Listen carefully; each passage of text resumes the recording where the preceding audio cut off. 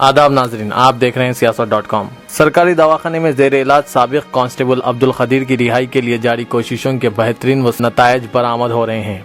High court में दरख्वास्त जमानत को समाअत के लिए कबूल कर लेने के बाद अब केस को मजीद मजबूत बनाने और रिहाई के लिए राह हमवार करने जनाब आमिर अली खान न्यूज़ एडिटर सियासत ने कोशिशों में तेजी पैदा कर दी है।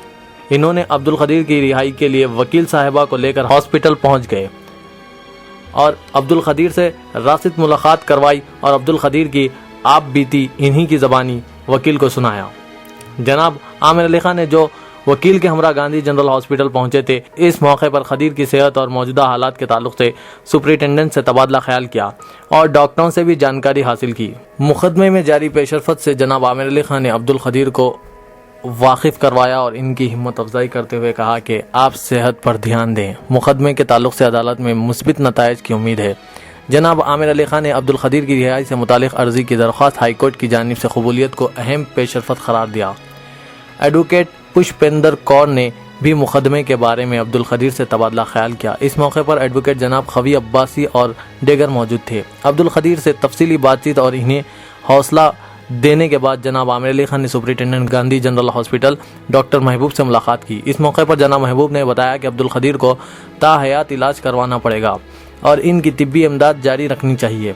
इन्होंने साफ तौर पर कह दिया कि वो जेल हुक्काम को इस हालत में अब्दुल खदीर को जेल मुंतकिल करने की इजाज़त नहीं दे सकते, क्योंकि इन्हें 3 तरह के मर्ज परेशान कर रहे हैं। एक तो इन्हें डायबिटीज़ है और खून की कमी है और गुर्दों की वजह से वो सेहतमंद नहीं हो पा रहे हैं। आप लोगों को कामयाबी अता करे, आपके घर वालों को सदा हर बला अल्लाह ताला अली साहब को भी महफूज रखे। आप बेफिक्र रहिए, बेफिक्र रहिए। बहुत बड़ा काम कर रहे हैं। अब पीर को डालेंगे पीर को उसके अंदर वो भी एक 15 दिन का जरा हाथ दो नहीं है। पता नहीं इतना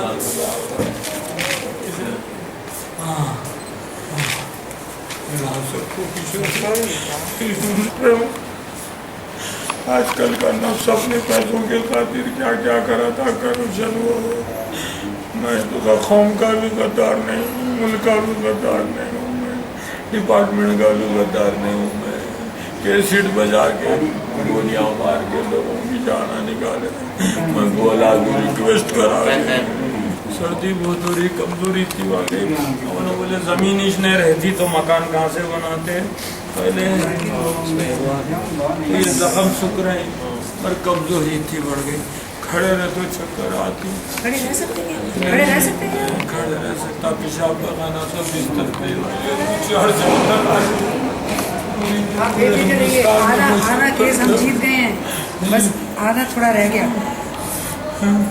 ना जख्म सुख रहा, ना कमजोरी दूर हो रही, ना कोई चीज। मैं तो मर चुका हूँ। अल्लाह को खाली याद करते रहता हूँ, वो एक सहारा है। इंशाल्लाह आप दिल नहीं हारिए, हो जाएगा। हाँ, ऐसे ही होते रहते। सिचुएशन इज है, अब उनका प्रोसेस तो चलता रहेगा। प्रॉब्लम डॉक्टर साहब, he cannot be shifted back to the jail with this condition. नहीं, जेल में नहीं जा सकते वे। नहीं, हम नहीं भी जाएंगे। नहीं भी जाएंगे। नहीं भी जाएंगे, कैसे भी जाएंगे? कैसे भी जाएंगे? सही बात है, आपके परमिशन के बिना तो निकल नहीं सकते। हम नहीं भी जाएंगे, फिट नहीं है, फिट नहीं है, हम कैसे भी जाएंगे? सब नॉर्मल है बात, नहीं, हमें रिकमेंड कब करते हैं? उन चल के जा सकते समझे तो, एटलीस्ट ये हील हुआ समझे तो। डॉक्टर साहब, जो इसको अगर एक बात तो है, डायबिटीज को किडनी का तो हम कुछ नहीं कर सकते, ज़्यादा वो हुआ एटलीस्ट ये सेप्सिस का तो थोड़ा कंट्रोल हुआ। और वो भी पूरा भर जाके कुछ क्या तो हम स्किन ड्रॉप डाल के खुदा ताला अच्छा दिया उसको शायद। अब हम जो भी बोले वो भी बुरा ऊपर वाला हालत भी सोच सकता है कि क्या हम लोग क्या है, हम तो कार्ड नहीं है, हम तो भगवान कमी है। तो रिकवरी भी हो गई समझो, तो जरूर भिजा देते। हमें तो हर पेशेंट को ये उम्मीद करते हर पेशेंट भी ठीक ठीक हो गया चले जाना बोल के, कोई भी ऐसा चले जाना नहीं चले जाना बोल के नहीं समझते, इसीलिए रखते कैसा भी जा सकते हैं। और वही मजबूर क्या साहब हम चले जाएंगे, वो आपकी मर्जी बोलते। मैडम आपका नाम बताइए। आप मेरा नाम है पुष्पिंदर कौर, मैं हाई कोर्ट में एडवोकेट हूँ, मैं वहाँ पे प्रैक्टिस करती हूँ, मैं सीनियर लॉयर हूँ हाई कोर्ट में। जी, आप यहाँ किस सिलसिले में आए थे गांधी हॉस्पिटल? हम यहाँ पे वो कदीर साहब हैं, उनके केस के सिलसिले में आए हैं, क्योंकि मैंने उनके केस के लिए रिलीज़ के लिए उनके लिए पिटिशन फाइल किया है जी। और वो एडमिट हो गया और गवर्नमेंट को बोला गया कि उसके 4 हफ्ते के अंदर अंदर काउंटर फाइल करें। जी, तो अभी यह खदीर साहब से बात की है आप? मैंने कदीर साहब से बात की है, उनसे खुद हम मिलके आए हैं और उनकी हालत देखी है, बहुत परेशान है उन्होंने थोड़ा अपनी तबीयत की वजह से। जी, तो हम यही दुआ करते हैं कि वो जल्दी जल्दी ठीक हो जाए, एक तो सेहत से ठीक हो जाए और एक रिहा भी हो जाए। हमारे को बहुत खुशी होएगी अगर वो रिहा भी हो गए तो। अभी उनके पाँव का जख्म कैसा है?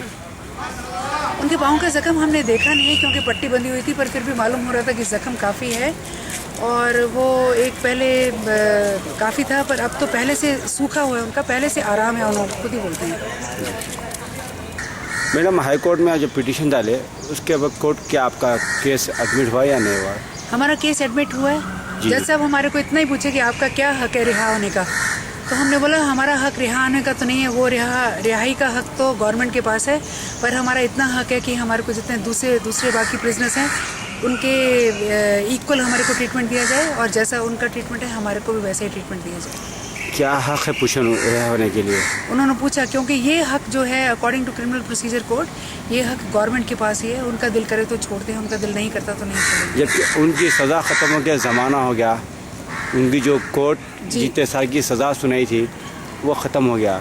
जी, पर एक जियो आया था, जियो 93 गवर्नमेंट ने 2001 में एक जियो इशू किया था और उसमें उन्होंने जियो को एक क्लॉज सी था और एक क्लॉज डी था। क्लॉज सी में आम कैदी थे जो कि जिनको उम्र कैद हुई थी और उनको 14 साल या 20 साल के बाद रिहा कर दिया गया था, पर इनके केस में क्योंकि उन्होंने एक पुलिस ऑफिसर ऑन ड्यूटी को मारा था इसलिए इनकी रिहाई के लिए थोड़ी मुश्किल हो रही थी। जी, आप किस सिलसिले में आए थे तो गांधी हॉस्पिटल?